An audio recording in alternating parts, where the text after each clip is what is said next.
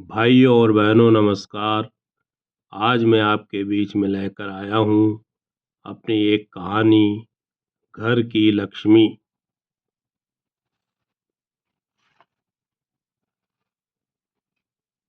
आज दीपावली है, दीपों का त्योहार, उत्साह और उमंगों का त्योहार, वैभव व समृद्धि का त्योहार, शांति और सद्भावना का त्योहार, सुख और खुशियों का त्योहार। परंतु इनमें से उसके जीवन में कुछ भी शेष नहीं बचा है। गांव के बीच में खड़ी इस विशाल हवेली में वह अकेला रह गया है, या फिर एक बूढ़ा नौकर बचा है। गेंदा बाबा उसके दादा के जमाने से इस हवेली में काम कर रहे हैं। उन्होंने उसे गोद में खिलाकर बड़ा किया था। वे तन मन से इस परिवार के प्रति समर्पित है। यही एक कारण है कि आज बुरे समय में भी वे बिना वेतन के यहाँ काम कर रहे हैं। गेंदा बाबा ही तो है जो उसके पहनने ओढ़ने व खाने पीने का ख्याल रखते हैं। शयन कक्ष में से बाहर निकलकर वह हवेली के बीच में पड़ी एक कुर्सी पर आ बैठा। रात को पी शराब का नशा अभी भी उसके सिर पर चढ़ा हुआ था। सुबह की ताजी शीतल हवा के झोंके उसके मन को स्पंदित करने लगे। इसी समय गेंदा बाबा एक कप चाय लेकर आ गए। चाय की चुस्कियों के साथ वह हवेली की जीर्ण शीर्ण अवस्था को देखने लगा। देखते देखते उसका मन भर आया। अपने अतीत के कुछ दृश्य उसकी आंखों में तैरने लगे। आज से लगभग 3 दशक पूर्व उसका जन्म इसी हवेली में हुआ था। जब उसने होश संभाला तब उसका भरा पूरा परिवार था।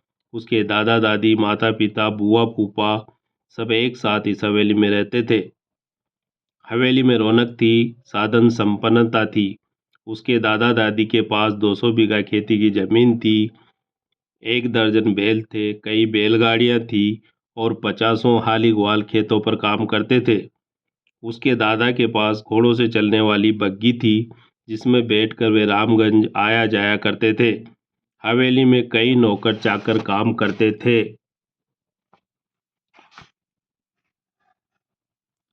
दीपावली के दिनों में पूरी हवेली में उत्साह छाया हुआ रहता था।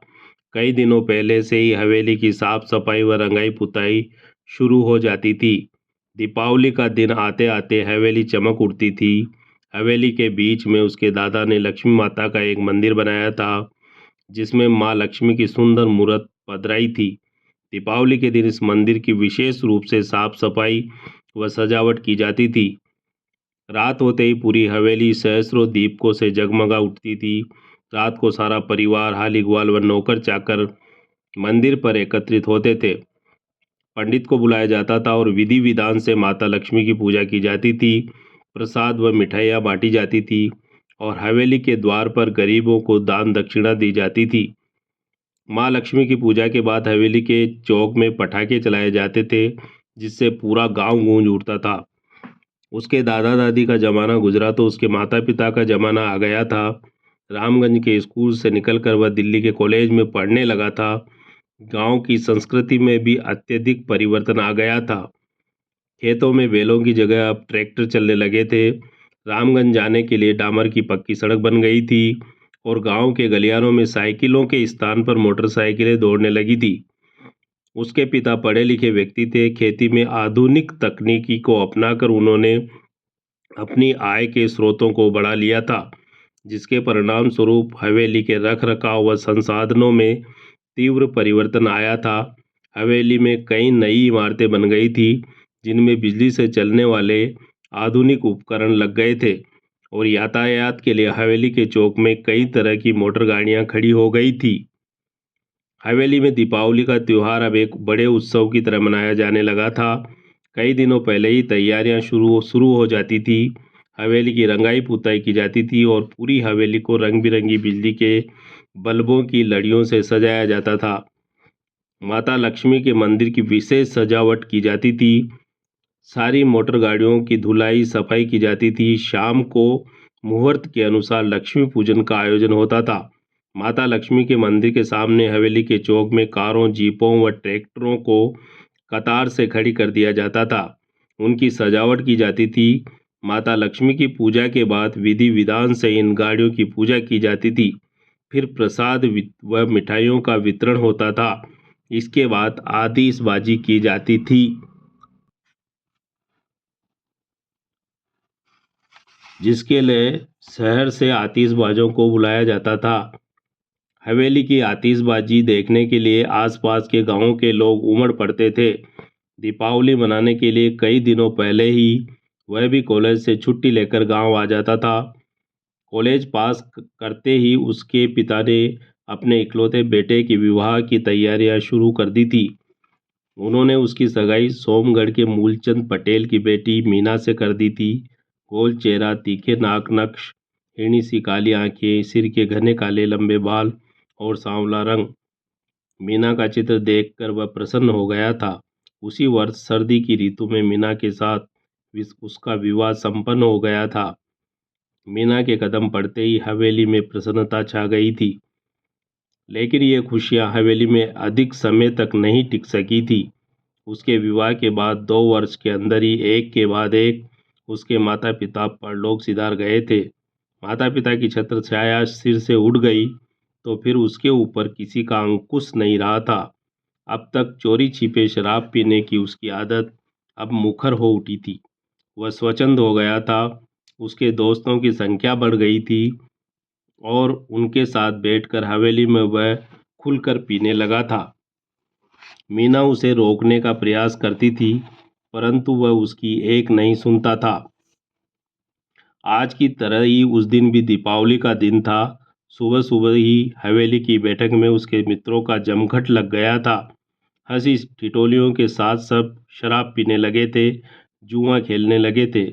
दोस्तों के साथ वह भी पीने बैठ गया था। उनकी बैठक में रंगत चढ़ने लगी थी कि बीच में मीना अटपकी थी। उन्हें शराब पीने से रोकने के लिए उसने टेबल पर पड़ी हुई शराब की बोतलें उठाकर बाहर फेंक दी थी। मीना की यह हरकत देखकर उसका पारा चढ़ गया था।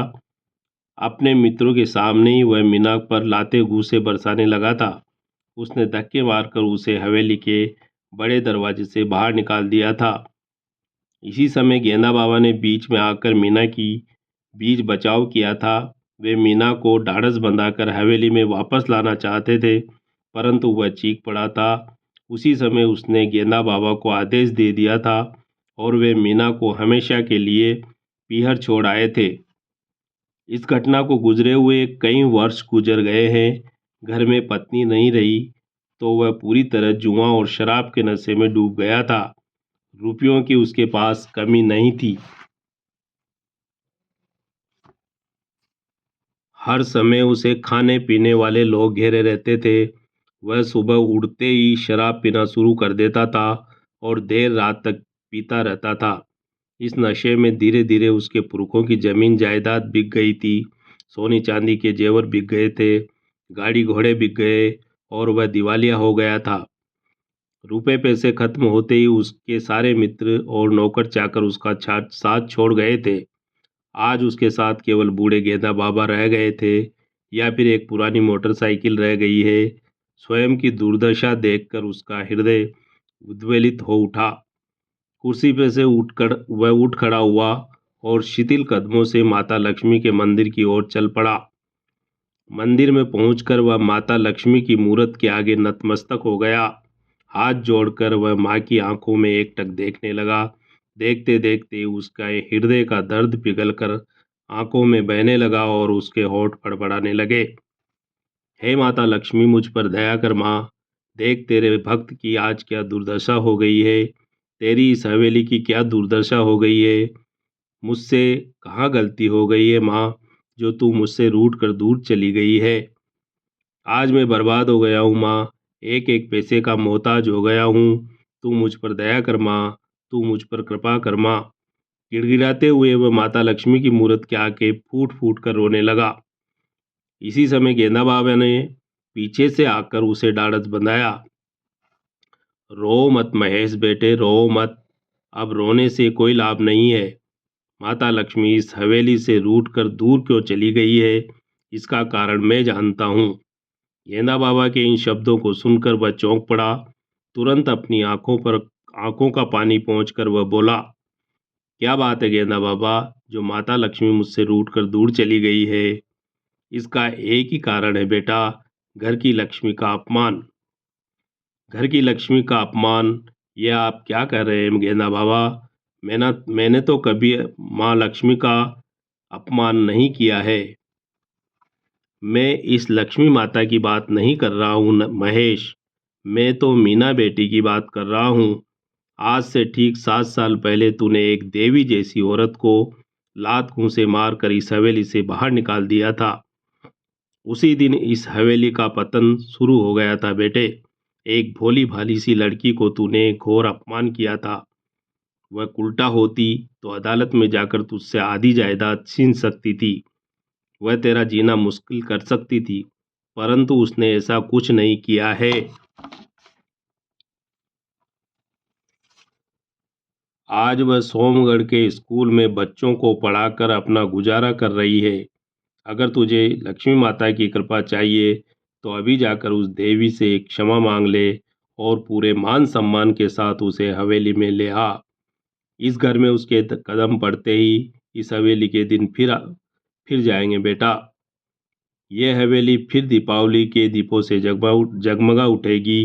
तेरे जीवन में फिर सुख समृद्धि लौट आएगी महेश। गेंदा बाबा के इन शब्दों को सुनकर उसकी आंखें फटी रह गई। दूसरे ही क्षण वह माता लक्ष्मी के चरणों में लौट गया। हे लक्ष्मी माता, मुझे क्षमा कर दे माँ।